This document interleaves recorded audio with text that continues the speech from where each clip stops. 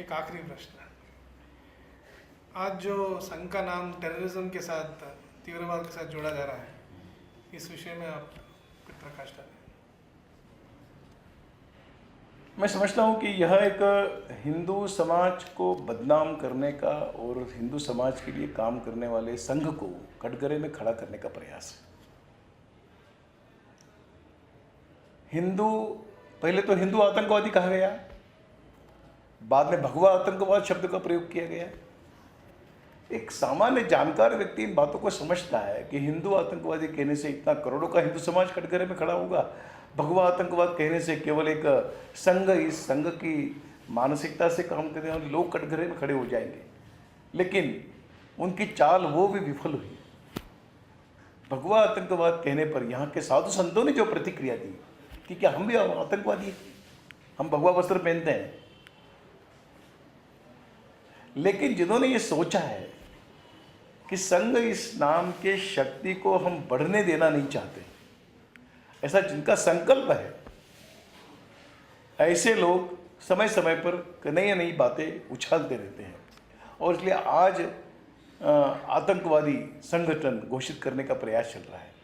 हाँ, जरूर कुछ लोगों ने प्रतिक्रिया के रूप में कुछ किया होगा। ऐसे कुछ अगर इन्हें गुने कुछ लोगों के कृतियों के कारण कोई समाज बदनाम कैसे हो सकता है, कोई संगठन कैसे बदनाम हो सकता है, व्यक्ति हो सकते हैं।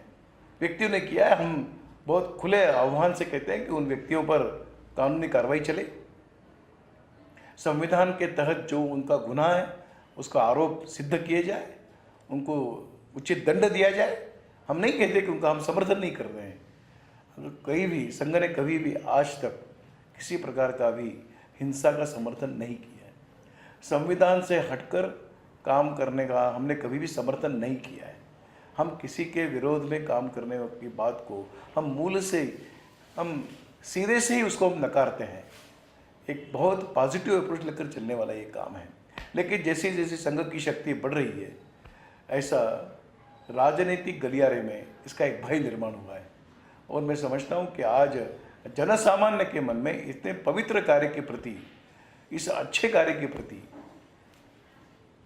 जो एक श्रद्धा बढ़ रही है, उस श्रद्धा को धक्का लगाने का ये प्रयास है। लेकिन मैं इसके आगे चलकर एक बात और कहना चाहूँगा कि यह गत एक 7-8-10 वर्षों का एक निरंतर प्रयास है कि हिंदू समाज को मुसलमानों के साथ साथ खड़ा करने का प्रयास है। मुस्लिम आतंकवादी है, हिंदू भी आतंकवादी है कहने का एक प्रयास चल रहा है। और इसलिए इस बातों को ध्यान में रखकर और कहीं श्रद्धा स्थानों पर आघात करके हिंदू समाज को दबाने की कोशिश हुई।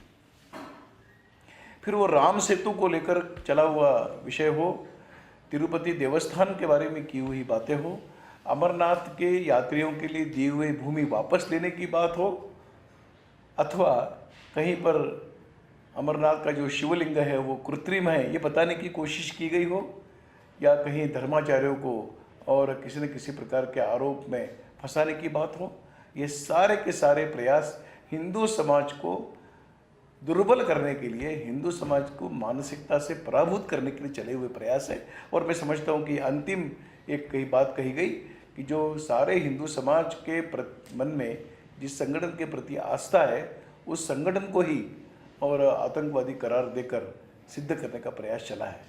पर ये षड्यंत्र है, ये राजनीतिक षड्यंत्र कभी भी सफल नहीं होगा, क्योंकि हमारा विश्वास जनसामान्य की आस्था पर है। और हम समझते हैं कि जनसामान्य का विश्वास हमारे इस चले हुए 85 वर्षों के कार्य, संघ के कार्य को समाज निकट से देखता आया है। और इसलिए हम भी समाज पर विश्वास रखते हैं कि समाज इन सारी षड्यंत्रों के जाल में न फंसते हुए संघ के प्रति जो आस्था उनके मन में है वो और अधिक दृढ़ होती जाएगी। और हम भी ऐसे सारे हिंदू समाज पर होने वाले अन्याय और अत्याचार के विरोध में हम भी समाज को जागृत करते रहेंगे। और पूरा विश्वास है कि इन सारे संकटों से फिर एक बार उभर कर समाज पूरी शक्ति के साथ खड़ा होगा और ये जो राजनीतिक षड्यंत्र चल रहा है वो विफल होगा, ऐसा हमको पूरा विश्वास है।